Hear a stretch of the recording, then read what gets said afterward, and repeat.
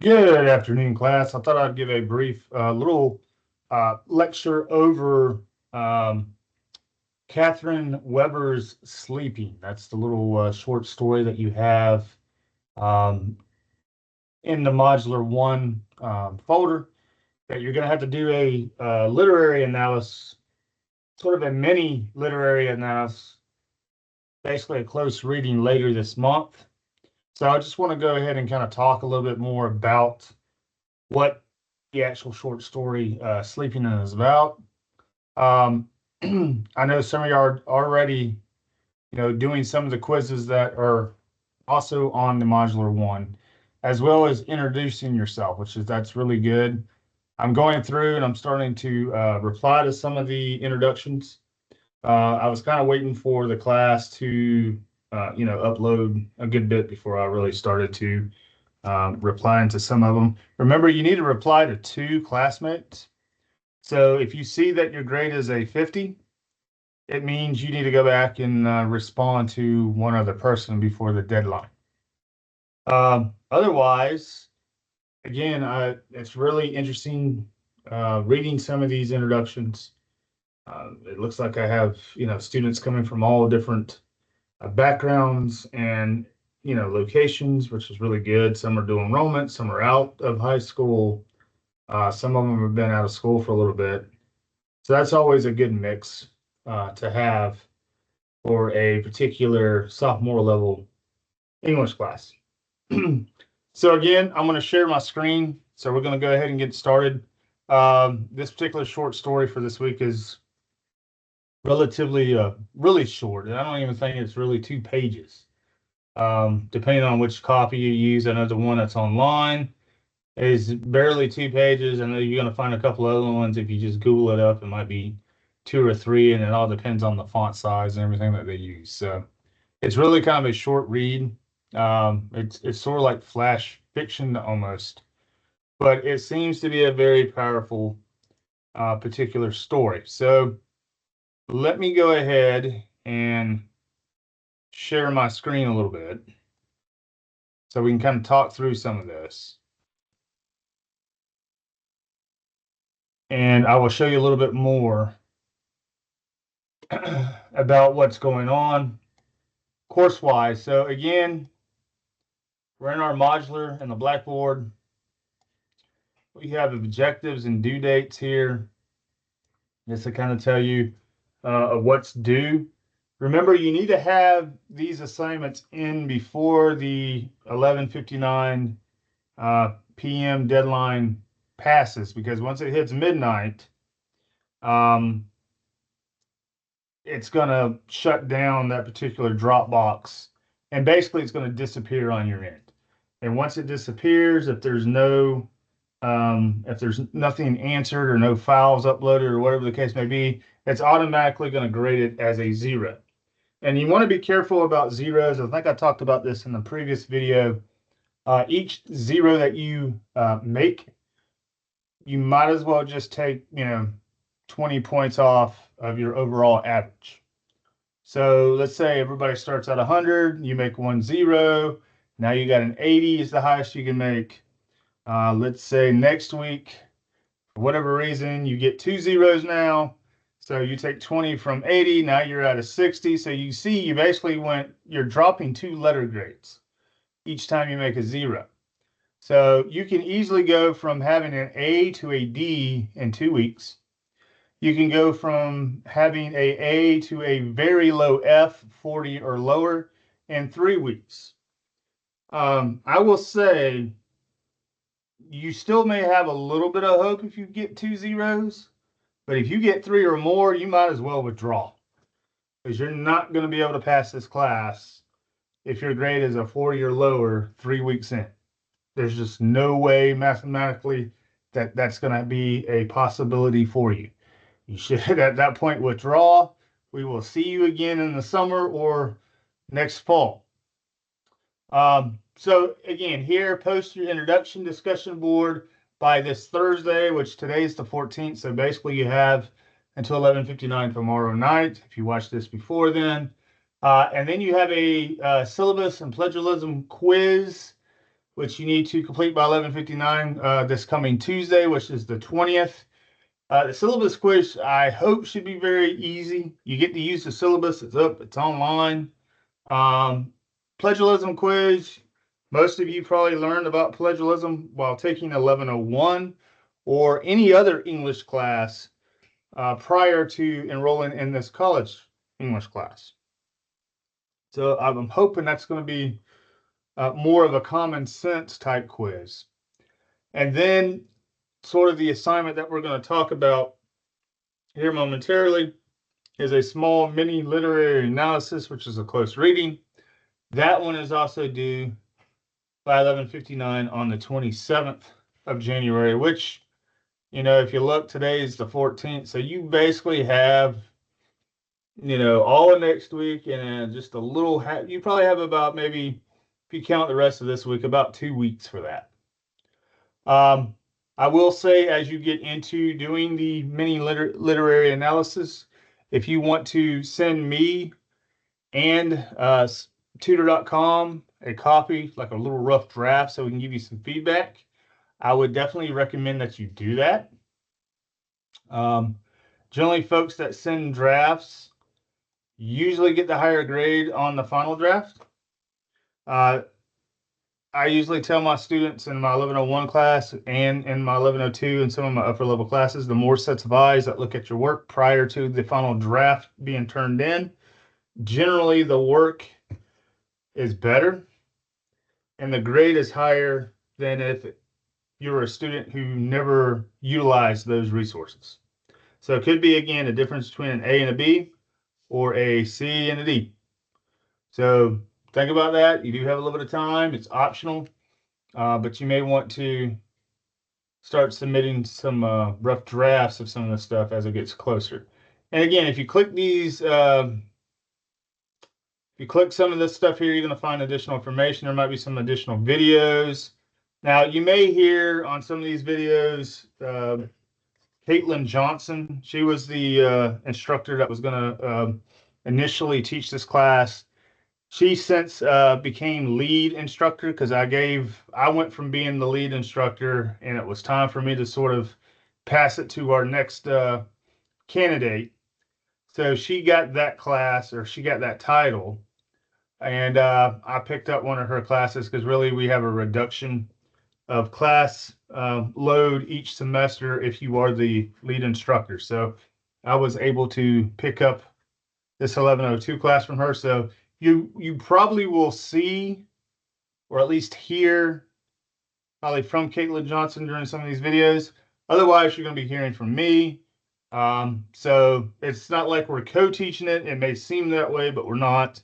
It's just there's a lot of stuff that she already created. And when I got this course uploaded to my Blackboard page, it was getting close to the start time for the semester. So I didn't really have a lot to do as well as it relates to going in and putting my own sort of imprint into the course. I mean, we sort of teach the same things.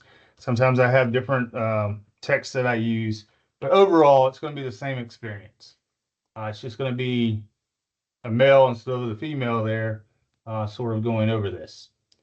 This was sort of the lecture video, sort of the overall overview for week one to kind of show you where everything was at in Blackboard. So if you haven't watched that, please watch that. It's not as, I don't think it's that lengthy. I think it's probably less than 20 minutes, maybe, give or take. I'm going to try to keep this one fairly simple as well. This is your introduction. This is where you're going to find your discussion board. Of course, you got your syllabus quiz. You have MLA style notes, plagiarism notes that will help you not only when it comes to the plagiarism quiz, but it should also help you when it comes to formatting the type of writing and essays that you're going to do in here. Again, if you're looking for your syllabus, you'll find that here where it says simple syllabus. Just click on it and it'll take you to that particular page. There's the plagiarism quiz, and the information about your mini literary analysis is right here. I will come back probably sometime next week to really hone in on what you really need to be doing. I believe that it's self-explanatory, so you should be able to read it and kind of understand what you need to be doing. Of course, if you want to get ahead and if you still have some issues understanding what is being asked of you to do, please email me before you really get started. Otherwise, I will probably, wait maybe until next Wednesday or next Thursday to really start talking about this in more of a, literary fashion, because at this point, I just want to sort of go through the actual sleeping story. And you will find that right here. Again, you can either read it right here or you can download it. So what I want to do is sort of just talk a little bit about the actual story, right?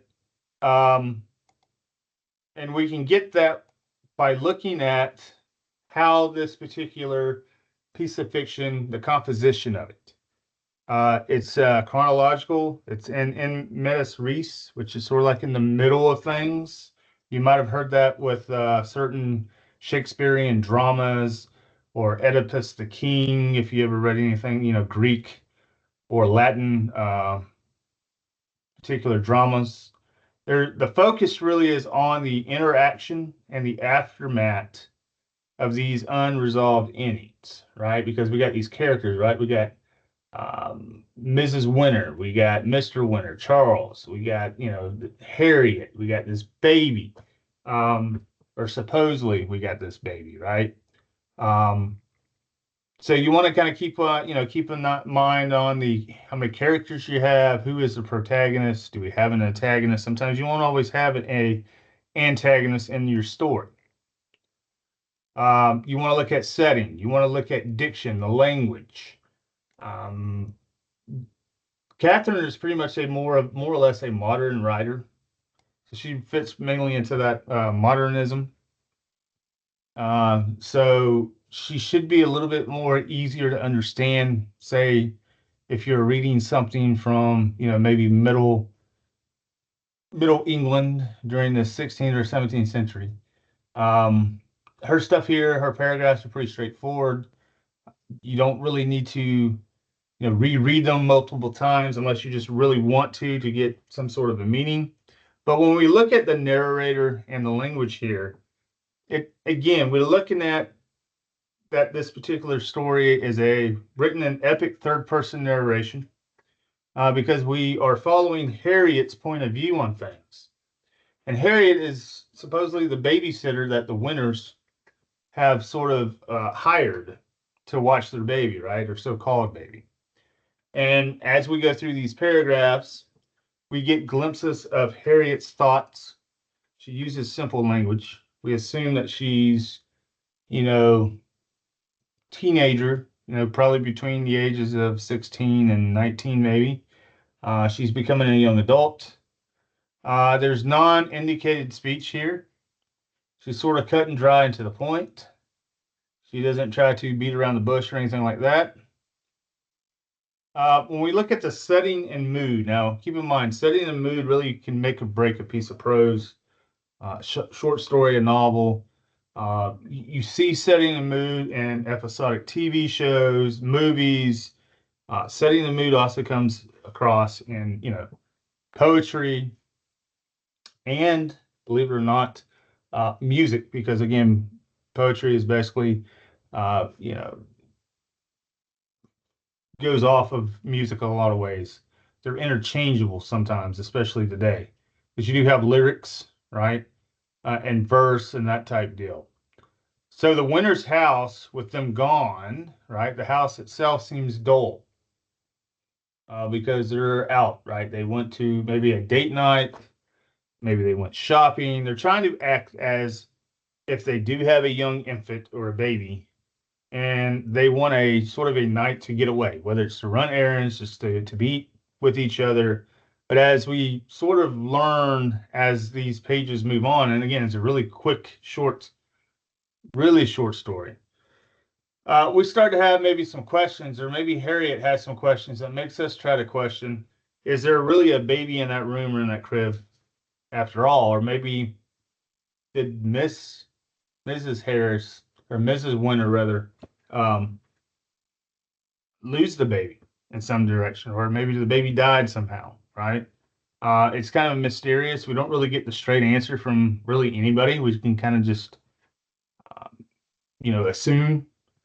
Harriet seems to be curious, right? Rubs off on the reader. She seems to be unfulfilled, right?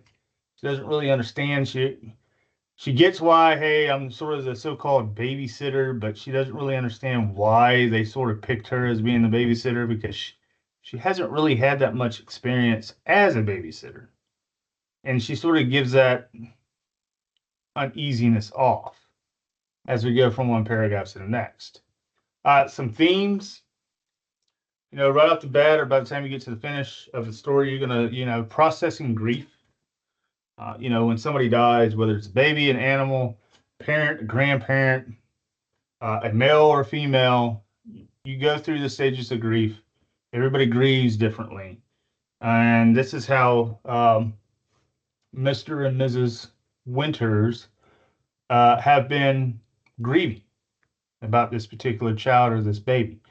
You have this denial, and it may be more so Miss Winter rather than Mr. Winter is having a hard time to deal with the grief and the denial here. How everything is not as it may seem, right? They talk about what? Well, you get really up here at the beginning. They're really careful about letting Harriet know not to look in on the baby. Basically, just don't look in the room, don't open the door, don't disturb the baby, right? We get this really at the very end. It says, he was a very sound sleeper, she said, which is sort of a clue, right? As we go along, sound sleeper, meaning, is he really a sound sleeper, or could this baby just have died at some point and they're trying to keep that whole imagination, or the parents here are kind of keeping the baby alive in their mind, at least the mother is. No need to have a bottle for him or anything. Before the Winters left, they said absolutely please not to look in on the sleeping baby because the door squeaked too loud. So again, is there really a baby there? We don't know. We would hope that, if the baby is indeed dead, the death has happened maybe weeks or early, months before. It's not stayed in the crib, but the parent or the mother in this case is still thinking that the baby is still alive and still with them. So you hear this a lot, especially, when a kid gets killed, whether it's, accidental, plane crash, car wreck, possibly a suicide, God forbid somebody gets kidnapped and murdered.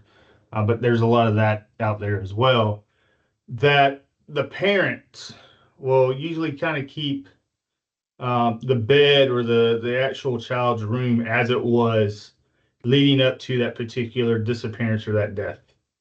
And they generally don't change it.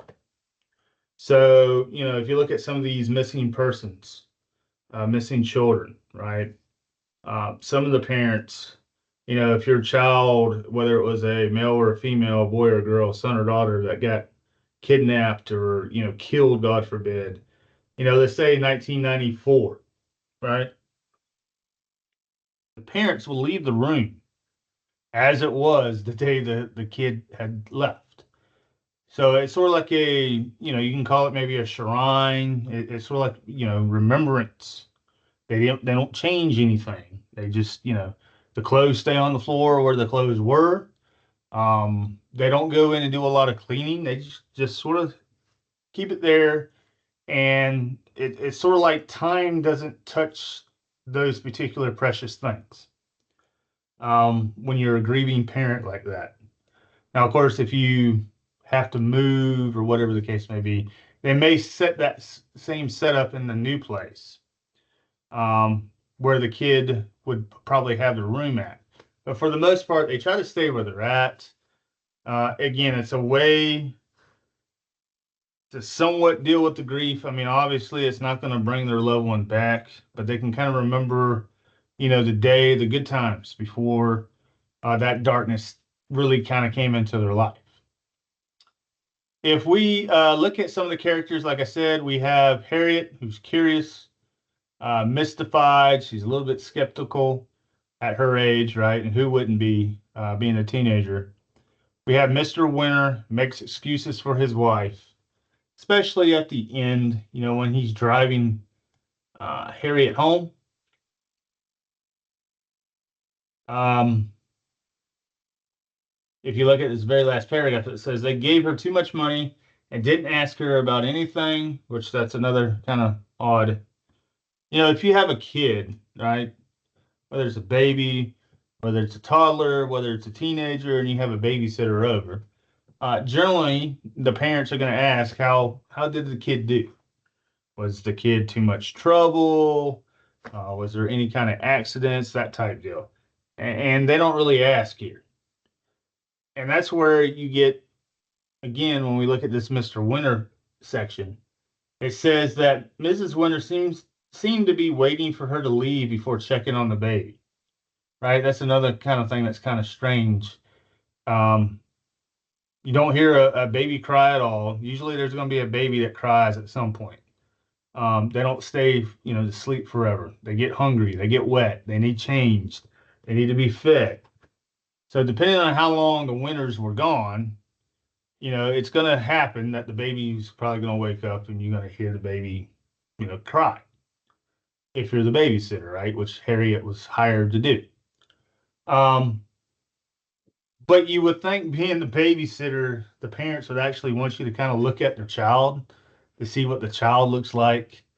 Here's my baby Caitlin, or here's my baby John, or here's my kid, here's my daughter Brittany, here's my son Patrick, but they don't really introduce the babysitter to the child at all, that's another thing that's kind of weird and off place, and should sort of foreshadow that this child probably doesn't exist anymore.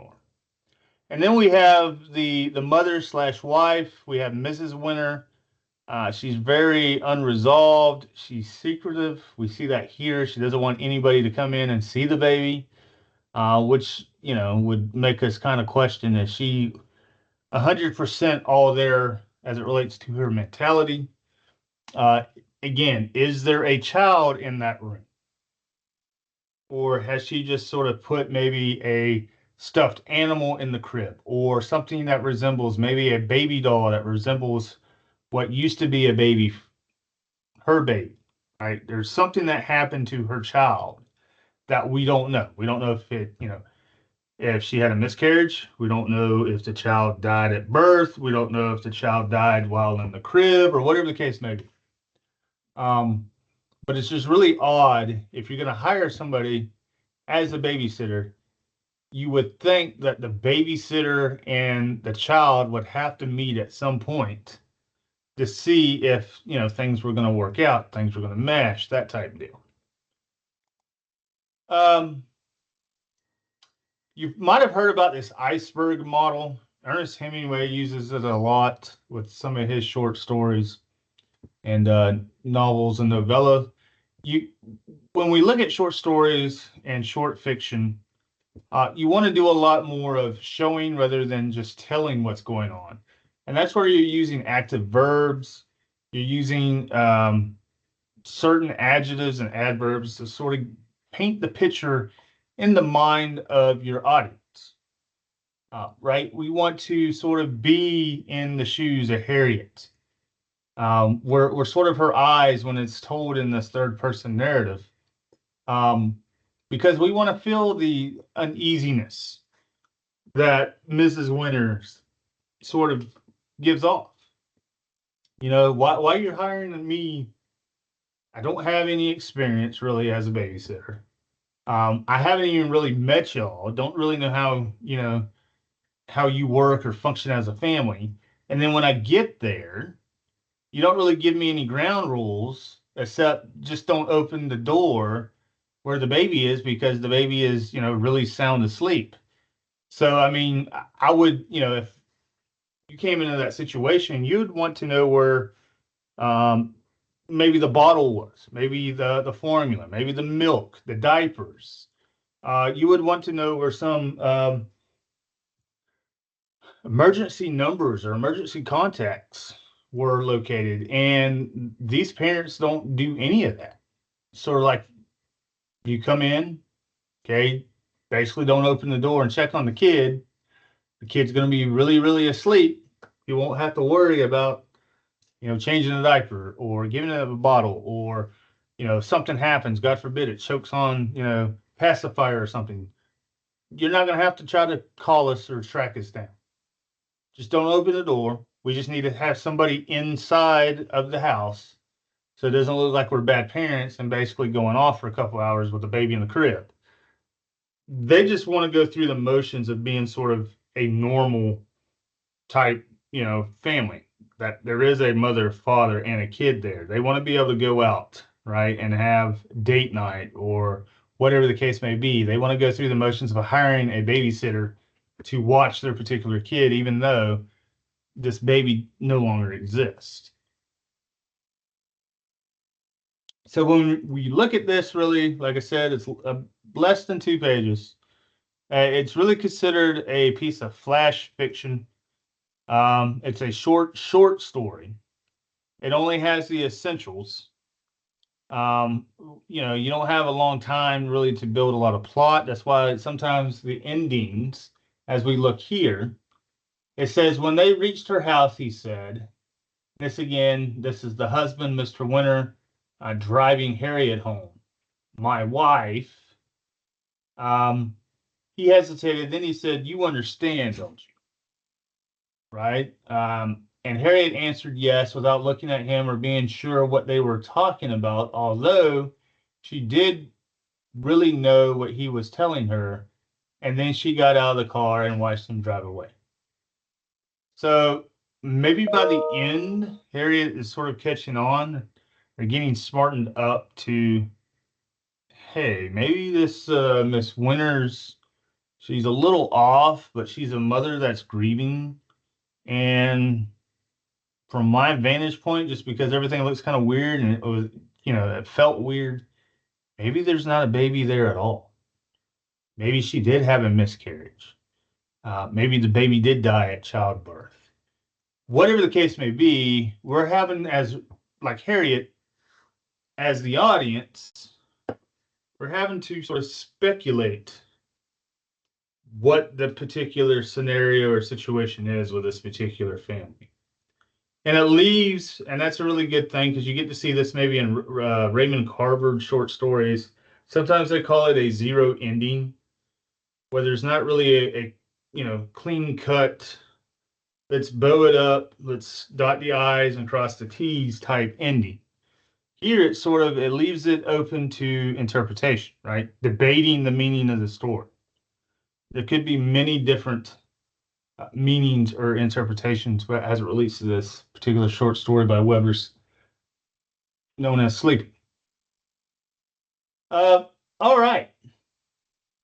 So with that in mind, I'm not going to waste too much more of your time because I know you got a good bit of stuff coming up.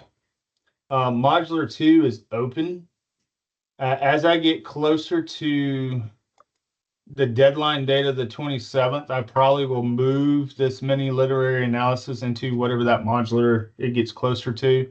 So kind of keep that in mind, but go through some of this stuff next week, or as we get closer to modular 2, which will be really in the February. So what I would suggest that you do, because you got a plenty to do in modular 1, even though these are already open, I wouldn't get too far ahead, especially if you don't know what you're doing. I'd make sure that you get really caught up with modular 1 before you started looking at modular 2. Now, if you want to go ahead and start reading some of the text that we got to do and some of these other modulars, that might cut down a lot of time, that when we get closer to the month of February and March, that you won't have to do as much reading. The problem with that is if you read too far ahead, you may have to go back and reread some stuff if you only read it one time and you wait until it gets closer to February to do anything in that modular. A lot of these stories, at least the short stories, should be relatively short, meaning you should be able to read them obviously in one setting. Shouldn't take up a whole lot of time, but it also should give you enough time that you can read them multiple times if you need to go back and, really understand and retain context and meaning. So again, I probably wouldn't just read these things one time through. I'd probably read them a couple times if you have time. I mean, obviously, the earlier you start with some of this stuff, the better. You don't want to necessarily wait until a deadline is due especially when it comes to some of these longer writings that we're going to have to do later in the semester. But we will come back a little bit more next week. I will dig in a little bit more what I'm really looking for as it relates to that mini literary analysis, because really this mini one is building you up for the longer one, the really longer first paper that deals with the literary analysis and a couple of these other short stories.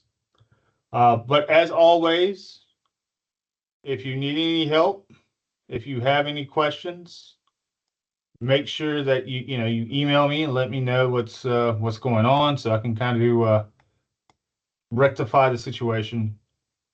Because it's easier for me to help you before something is due, where I have already start grading it or have graded, than it is if you say, hey, I'm having a little bit of issues, and it's a couple weeks out before the deadline is due.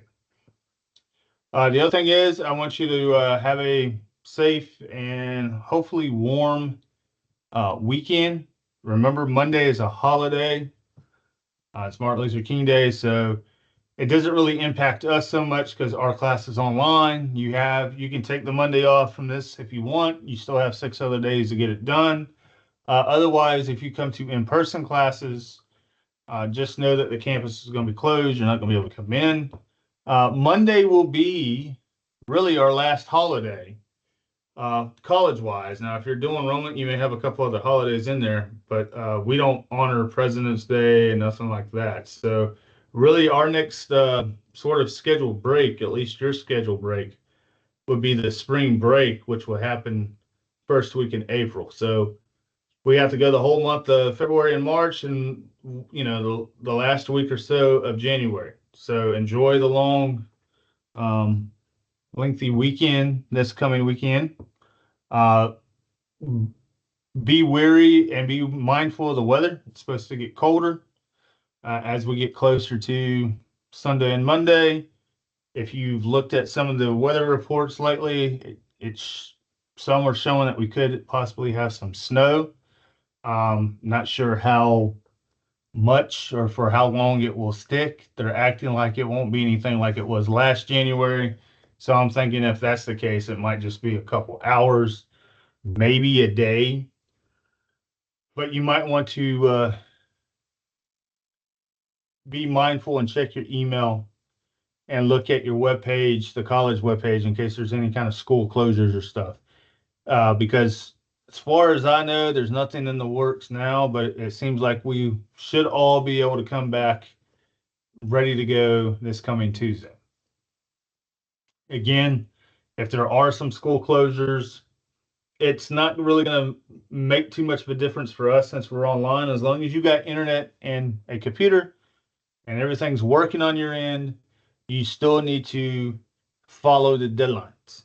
So if there's stuff due on Tuesday or stuff due on Wednesday and we are not in class for whatever reason at the college in class person, but you still have internet and stuff, you need to get that stuff in, because otherwise we're going to be behind, and then you're going to have to start turning in 2 or 3 assignments all on one day, all at one time, and that's just really going to compound some stuff on us. It's not going to be a good feeling for you. It's not going to be a good feeling for me. So just make sure that you keep up with the deadlines. Again, I don't take late work. So either turn it in before the deadline or turn it in by the deadline, because you're not going to have a chance to turn it in after a deadline, because the Dropbox will not be there. Everything will shut down and close as it relates to that. All right, I will let you go. Have a good weekend. Have a good rest of your week. I hope your other classes are coming along well, and I will probably talk to you sometime midweek next week.